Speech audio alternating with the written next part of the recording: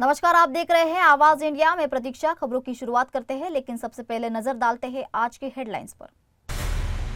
विदेश यात्रा पर निकले पीएम मोदी, G7 मंच से पाकिस्तान को घेरने की तैयारी। केदारनाथ हेली क्रैश पर बड़ा एक्शन, आर्यन एविएशन की सेवाएं रोकी गई, 2 पायलट निलंबित, 4 धाम में हेली उड़ाने ठप। पुणे में बड़ा पुल हादसा, इंद्रायणी नदी में बह गए दर्जनों लोग, 6 की मौत, 25 लापता। मनपा चुनाव में उद्धव की रणभेरी, शाखा प्रमुखों को युद्ध के लिए तैयार रहने का आदेश। महाराष्ट्र में बारिश का तांडव, कोकण रेड अलर्ट पर, मानगांव में बादल फटा है। गुजरात प्लेन क्रैश में पूर्व सीएम विजय रूपाणी की पुष्टि, 13 शव सौंपे गए। प्रधानमंत्री नरेंद्र मोदी आज से 5 दिवसीय विदेश यात्रा पर रवाना हो रहे हैं। 15 से 19 जून तक चलने वाली इस यात्रा में वो 3 देशों साइप्रस, कनाडा और क्रोएशिया का दौरा करेंगे।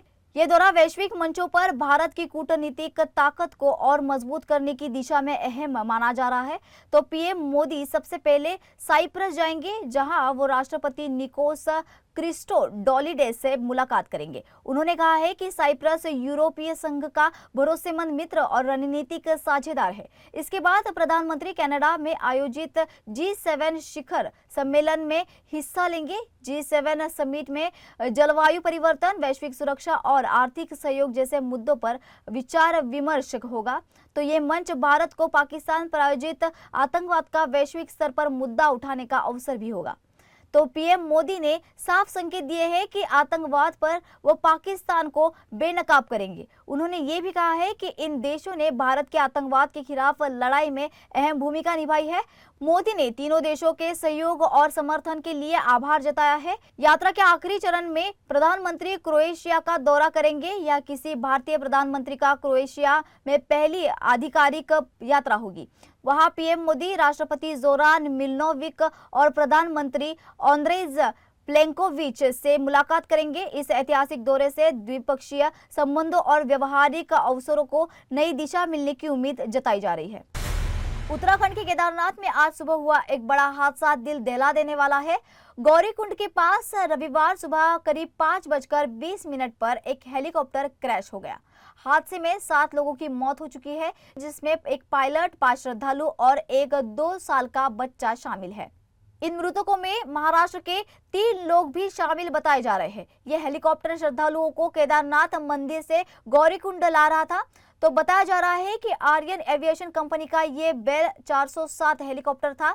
घटना के वक्त मौसम बेहद खराब था और हेलीकॉप्टर त्रिजुगी नारायण और गौरीकुंड के बीच क्रैश हुआ। टक्कर के बाद हेलीकॉप्टर में आग लग गई है, जिससे सभी की मौके पर ही मौत हो गई। पायलट की पहचान जयपुर निवासी राजपुर सिंह चौहान के रूप में हुई है। घटना के बाद एनडीआरएफ और एसडीआरएफ की टीमें मौके पर रेस्क्यू ऑपरेशन में जुट गई। गढ़वाल आईजी राजेश स्वरूप ने बताया है कि शव बुरी तरह से झुलस गए थे। पहचान डीएनए टेस्ट के बाद ही संभव है। मुख्यमंत्री पुष्कर सिंह धामी ने घटना की जांच के आदेश दिए हैं और सख्त दिशा निर्देश जारी किए हैं। अब उत्तराखंड में 4 धाम यात्रा के लिए हेलीकॉप्टर सेवाओं पर पूरी तरह रोक लगा दी गई है। हादसे के बाद एविएशन सेक्टर में भी तत्काल सख्ती बताई गई है। तो आर्यन एविएशन कंपनी का परिचालन तत्काल प्रभाव से निलंबित कर दिया है। साथ ही ट्रांस भारत एविएशन के 2 पायलटों के लाइसेंस 6 महीने के लिए सस्पेंड किए गए हैं। सरकार अब हेलीकॉप्टर सेवाओं की तकनीकी जांच और मौसम अपडेट अनिवार्य करने की तैयारी में है। यह हादसा एक बार फिर पहाड़ी इलाकों में उड़ानों की सुरक्षा को लेकर कई सवाल खड़े कर रहा है। महाराष्ट्र के पुणे के मावल तालुका में इंद्रायणी नदी पर बना एक पुराना पुल अचानक ढह गया है। रविवार दोपहर करीब 3:30 बजे ये हादसा हुआ, जब बड़ी संख्या में पर्यटक कुंडमाला पर्यटन स्थल पर पहुंचे थे। इंद्रायणी नदी पर बना यह पुराना पुल उस वक्त अचानक टूट गया जब कई लोग उस पर खड़े थे। देखते ही देखते दर्जनों लोग पानी में तेज बहाव में बह गए और अब तक 6 लोगों के शव बरामद हो चुके हैं। वहीं 20 से 25 लोगों के अब भी लापता होने की आशंका जताई जा रही है। रेस्क्यू टीमों की तेजी से कार्रवाई चलती जा रही है और लोगों को सुरक्षित बाहर निकाला गया। स्थानीय पुलिस, ग्रामीण और एनडीआरएफ की टीमें मौके पर मौजूद है और लगातार रेस्क्यू ऑपरेशन चल रहा है। इंद्रायणी नदी इस वक्त उफान पर है, जिससे बचाव कार्य में भी मुश्किलें आ रही है। बताया जा रहा है कि ये पुल काफी जर्जर हालत में था, लेकिन इसे बंद नहीं किया गया। स्थानीय लोगों ने कई बार चिताया था, लेकिन प्रशासन ने इसे नजरअंदाज कर दिया। इस हादसे के बाद अब प्रशासन की लापरवाही को लेकर भारी नाराजगी है और घटनास्थल पर चारों तरफ अफरा तफरी और मातम पसरा हुआ है। हमारे महाराष्ट्र के पुणे के पास तले गांव में जो इंद्राणी पुल के टूट जाने की वजह से कई लोग बह गए, 2 लोग तो मृत भी हो गए हैं, कई लोग अभी घायल हैं, कई लोग अभी बह गए हैं। बचाव कार्य चल रहा है, एनडीआरएफ की टीमें लगी हैं, पुलिस लगी हुई है, प्रशासन लगा हुआ है। लेकिन एक सवाल उठता है कि जब कोई ब्रिज जर्जर था और उसको बंद कर दिया गया था, तो वहां पर प्रशासन क्यों नहीं था, वहां बैरिकेटिंग क्यों नहीं थी, वहां पुलिसकर्मी क्यों नहीं थे, और उस पुल को बनाया क्यों नहीं गया? क्या जानबूझकर पहले लोगों को वहां इकट्ठा किया गया कि लोग वहां मर जाएं? क्या ये सब साजिश चल रही है?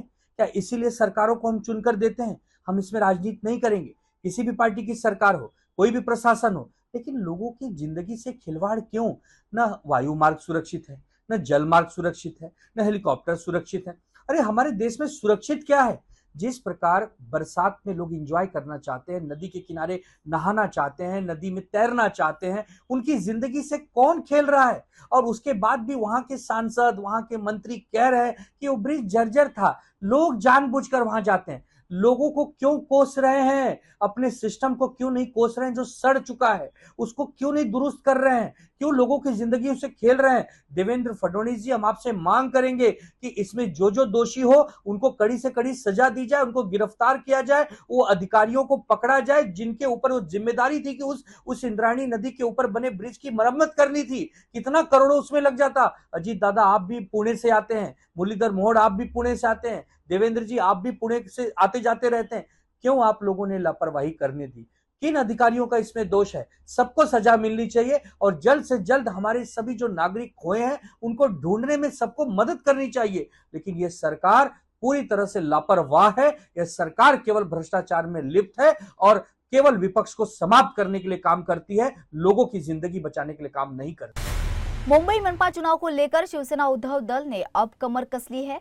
मुंबई के सेवा भवन में आज उद्धव ठाकरे ने एक अहम बैठक बुलाई, जिसमें शहर के सभी शाखा प्रमुख और बड़े पदाधिकारी शामिल हुए। इस बैठक में उद्धव ठाकरे ने साफ संदेश दिया है कि चुनाव में कोई कोताही नहीं चलेगी। कार्यकर्ताओं को पूरी ताकत से मैदान में उतरने को कहा गया है। उद्धव ठाकरे ने खास तौर पर यह भी कहा है कि शिवसेना के कट्टर वोट बैंक को हर हाल में अपने साथ बनाए रखना होगा। बैठक के दौरान ये भी याद दिलाया गया है कि पिछले 35 सालों से मनपा मुख्यालय पर शिवसेना का भगवा झंडा लहराता आया है और आगे भी उसे कायम रखना होगा।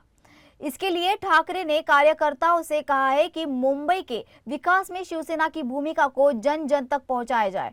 उन्होंने निर्देश दिए हैं कि शहर में हुए विकास कार्यों को हर गली मोहल्ले में बताया जाए, ताकि लोगों को ये एहसास हो सके कि शिवसेना सिर्फ नारे नहीं, काम करने वाली पार्टी है।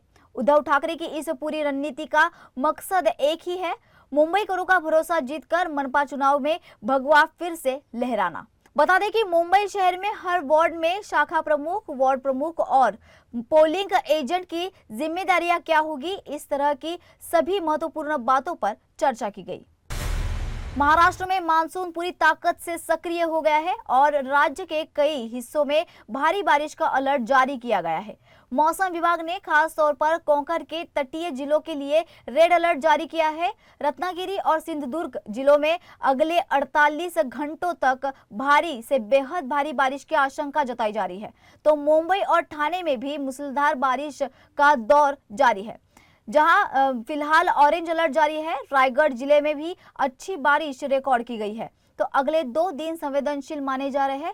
मौसम विभाग ने चेतावनी दी है कि गरज चमक के साथ भारी बारिश लोगों की दिनचर्या पर असर डाल सकती है। तो मानगांव में कई इलाकों में बादल फटने जैसी तीव्र बारिश दर्ज की गई है, जिससे स्थानीय प्रशासन अलर्ट पर है। पालघर, ठाणे और रायगढ़ के कई हिस्सों में जल भराव और ट्रैफिक जाम की स्थिति बन सकती है। तो एनडीआरएफ और डिजास्टर मैनेजमेंट टीमों को सतर्क कर दिया गया है। राज्य सरकार ने लोगों से अपील की है कि अनावश्यक बाहर न निकले और मौसम बुलेटिन पर ध्यान दें। कोंकण में खासतौर पर समुद्र तटीय इलाकों में मछुआरों को समुद्र में न जाने की सलाह दी गई है। आने वाले 48 घंटे महाराष्ट्र के कई जिलों के लिए चुनौतीपूर्ण हो सकते हैं। गुजरात के अहमदाबाद में हुए देश के सबसे बड़े प्लेन क्रैश का चौथा दिन है। अब तक 32 शवों के डीएनए की पहचान हो चुकी है, जिसमें पूर्व सीएम विजय रूपानी भी शामिल है।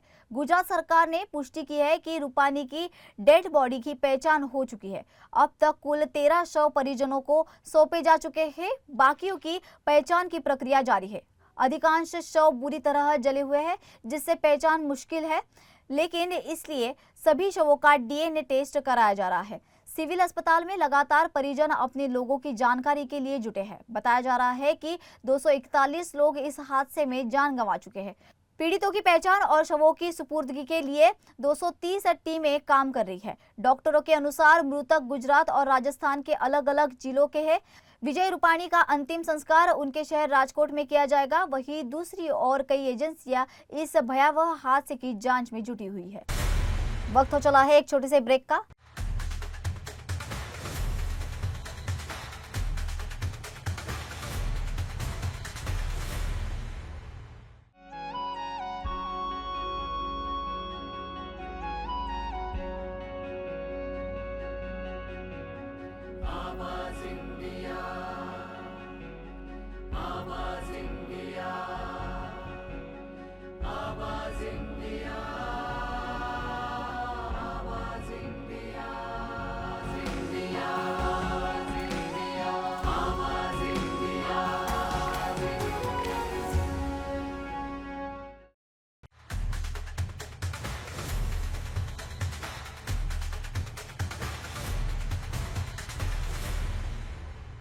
ब्रेक के बाद आवाज इंडिया के दर्शकों का स्वागत है। राम मंदिर की पहली मंजिल पर स्थित राम दरबार को अब श्रद्धालुओं के लिए खोल दिया गया है। यहाँ दर्शन के लिए रामलाल की तरह ही पास लेना जरूरी होगा। हर 2 घंटे में 300 श्रद्धालुओं को दर्शन की अनुमति दी जाएगी। शनिवार शाम को इस नई व्यवस्था पर अंतिम मुहर लगी है। पहले दिन सिर्फ 2 प्लॉट में सीमित संख्या में दर्शन कराए गए। अब भक्त सिर्फ बाल स्वरूप रामलाल ही नहीं, बल्कि राजा राम, सीता, लक्ष्मण और हनुमान जी के भी दर्शन कर सकेंगे। इस नई व्यवस्था से श्रद्धालुओं में जबरदस्त उत्साह देख रहा है। तो दर्शन व्यवस्था को लेकर मंदिर प्रशासन ने विशेष प्रबंध किए हैं। यह नई व्यवस्था आज से प्रभाव में आ चुकी है। दुनिया के अरबपतियों की लिस्ट में एक बड़ा उलटफेर देखने को मिल रहा है। ओरासेल के 80 वर्षीय फाउंडर लैरी एलिसन अब दुनिया के दूसरे सबसे अमीर व्यक्ति बन गए हैं। गुरुवार को उनकी संपत्ति में 26 अरब डॉलर का उछाल दर्ज किया गया है। ये एक दिन में किसी व्यक्ति की सबसे बड़ी कमाई मानी जा रही है। एलिसन ने अमेजन के जेफ बेजोस और फेसबुक के मार्क जकरबर्ग को पीछे छोड़ दिया है। Forbes real time billionaires index में ये बड़ा बदलाव दर्ज किया गया है। हालांकि दुनिया के सबसे अमीर इंसान की कुर्सी पर अब भी एलन मस्क काबिज है। शेयर बाजारों में भी भारी उथल पुथल के बीच ये तेजी चौंका देने वाली है। एलिसन की इस रफ्तार ने ग्लोबल बिजनेस वर्ल्ड में हलचल मचा दी है। 80 की उम्र में भी लैरी एलिसन की कमाई का ये रिकॉर्ड सभी के लिए मिसाल बन गई है। महाराष्ट्र के खाद्य एवं नागरिक आपूर्ति मंत्री छगन भुजबल ने बारिश से प्रभावित इलाकों में राहत और पुनर्वास के निर्देश दिए हैं। भुजबल नासिक जिले के येवला तालुका में स्थित संपर्क कार्यालय में गए थे। समीक्षा बैठक में उन्होंने कहा है कि किसानों को खाद और बीज की कोई कमी नहीं होनी चाहिए। भारी बारिश से फसल और मकानों को हुए नुकसान का तुरंत सर्वे कर प्रस्ताव सरकार को भेजने के निर्देश दिए गए हैं। मंत्री भुजबल ने कहा है कि सरकार ने तालुका में 250 क्विंटल मुफ्त बीज उपलब्ध कराए हैं। इनकी सही वितरण सुनिश्चित की जाए। मंत्री भुजबल ने बिजली गिरने और जान माल के नुकसान की घटनाओं पर भी मुआवजा देने की प्रक्रिया तेज करने को कहा है। तालुका के जल संकटग्रस्त इलाकों में नियमित पानी आपूर्ति और जरूरत पड़ने पर टैंकरों को भेजने के निर्देश भी दिए गए हैं। पुणेगांव, दरसावाड़ी और डोंगरगांव नहर लाइनिंग कार्य की भी समीक्षा हुई है, जिसे 30 जून तक पूरा करने का लक्ष्य रखा है। मंत्री भुजबल ने कानून व्यवस्था की समीक्षा करते हुए येवला में पुलिस चौकी के लिए अलग अधिकारी की नियुक्ति पर जोर दिया है। विंचूर चौपुली क्षेत्र में ट्रैफिक नियंत्रण के लिए विशेष योजना बनाने को कहा गया है। मंत्री ने सभी विभागों को एकजुट होकर काम करने के लिए निर्देश दिए हैं और किसानों को हर संभव मदद देने का आह्वान भी किया है। उन्होंने अधिकारियों को निर्देश दिया है कि कोई भी किसान सरकारी मदद से वंचित न रहे और येवला और आसपास के इलाकों में अब प्रशासन तेजी से राहत और पुनर्वास कार्य में जुट गया है। बॉलीवुड एक्ट्रेस कियारा आडवाणी एक बार फिर सुर्खियों में आई है, इस बार अपनी बेबी शॉवर की तस्वीर को लेकर। फादर्स डे के मौके पर कियारा ने पति सिद्धार्थ मल्होत्रा के साथ एक खास तस्वीरें शेयर की है। इन तस्वीरों में एक खास झलक मिली है उनकी गोद भराई की रस्म की। कियारा और सिद्धार्थ मिलकर एक प्यारा सा केक काटते दिखते हैं जिस पर लिखा था ओ बेबी। इस मौके पर कियारा ने पीली स्लीप ड्रेस पहन रखी थी जिसमें वो बेहद खूबसूरत लग रही थी। सिद्धार्थ उनके बगल में खड़े थे और दोनों के चेहरे पर खुशी साफ झलक रही थी। कियारा ने अपने बचपन की कुछ तस्वीरें भी शेयर की है जिसमें वह अपने पिता के साथ नजर आई। उनके इस जेस्चर को फैंस ने बहुत ही इमोशनल और स्पेशल बताया है। कियारा और सिद्धार्थ जल्द ही माता पिता बनने वाले हैं जिसे लेकर दोनों बेहद ही उत्साहित है। कियारा का ये पोस्ट सोशल मीडिया पर काफी वायरल हो रहा है। हाल ही में कांस 2025 में उन्होंने बेबी बम्प फ्लॉन्ट कर खूब सुर्खियां बटोरी थी। अब फैंस को ही इंतजार उनके नन्हे मेहमान की पहली झलक का। फिर वक्त हो चला है एक ब्रेक का।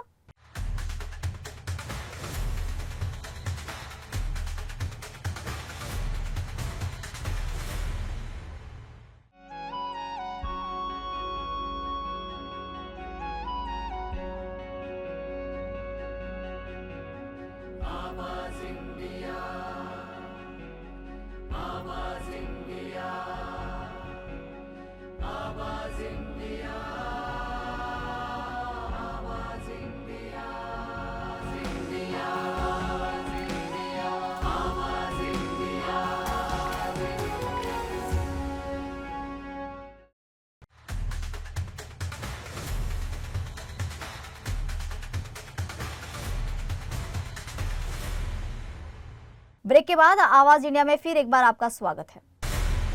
साउथ और बॉलीवुड के सुपरस्टार से सजी फिल्म कन्नप्पा का ट्रेलर रिलीज होते ही धमाल मचा रहा है। इस पौराणिक एक्शन ड्रामा में अक्षय कुमार भगवान शिव के अवतार में नजर आए तो उनका दिव्य रूप देखकर फैंस को OMG2 की याद आ गई है। वहीं प्रभास एक बार फिर अपने रौद्र एक्शन अवतार में छा गए हैं। फिल्म में लीड रोल निभा रहे हैं विष्णु मांचू जिनके लिए ये ड्रीम प्रोजेक्ट है। ट्रेलर में भक्ति, एक्शन और महाशक्ति का जबरदस्त कॉम्बिनेशन देखने मिल रहा है। डायरेक्टर मुकेश कुमार सिंह की ये फिल्म भगवान शिव के परम भक्त कन्नप्पा की कहानी पर आधारित है। 27 जून को ये फिल्म दुनिया भर में बड़े स्तर पर रिलीज होने जा रही है। ट्रेलर को रिलीज होते ही लाखों व्यूज मिल चुके हैं और सोशल मीडिया पर ये ट्रेंड कर रही है। तो फिल्म में साउथ सुपरस्टार मोहनलाल का ये खास कैमियो भी दर्शकों को सरप्राइज करता नजर आ रहा है। तो धार्मिक आस्था और सिनेमाई ग्रैंड स्केल का अनोखा संगम है कन्नप्पा। तो फैंस अब बेसब्री से फिल्म की रिलीज का इंतजार कर रहे हैं। फादर्स डे के मौके पर विराट कोहली को मिला अपनी बेटी वामिका का सबसे प्यारा तोहफा। वामिका ने अपने पापा के लिए एक हाथ से लिखा नोट बनाया है जिसे अनुष्का शर्मा ने इंस्टाग्राम पर शेयर किया। नोट में वामिका ने लिखा है, वो मेरे भाई जैसे है, मुझे गुदगुदी करते हैं और बहुत प्यार करते हैं। इस नोट के साथ वामिका का छोटा सा सिग्नेचर भी है जो हर किसी का दिल छू रहा है। इसको वामिका की झलक बहुत ही कम देखने मिलती है। विराट और अनुष्का को लोग सिर्फ स्टार्स नहीं, आदर्श माता पिता भी मानते हैं। फादर्स डे के मौके पर विराट को मिला ये मैसेज बना लोगों के दिल की बात।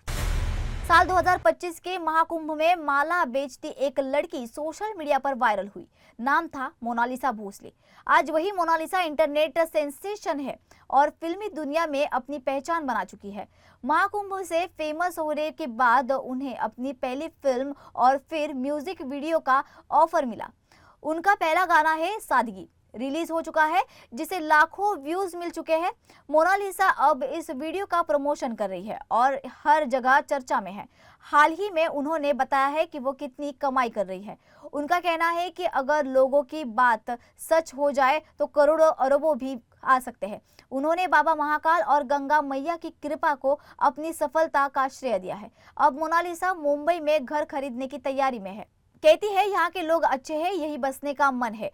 कम उम्र में इतनी पहचान और शोहरत पा चुकी मोनालिसा की यात्रा अब प्रेरणा बन गई है। सोशल मीडिया की बदौलत माला वाली मोनालिसा अब माया नगरी की चमकदार रोशनी में मशहूर हो रही है। फिलहाल के लिए बस इतना ही। जल्द होगी आपसे फिर मुलाकात। तब तक के लिए नमस्कार।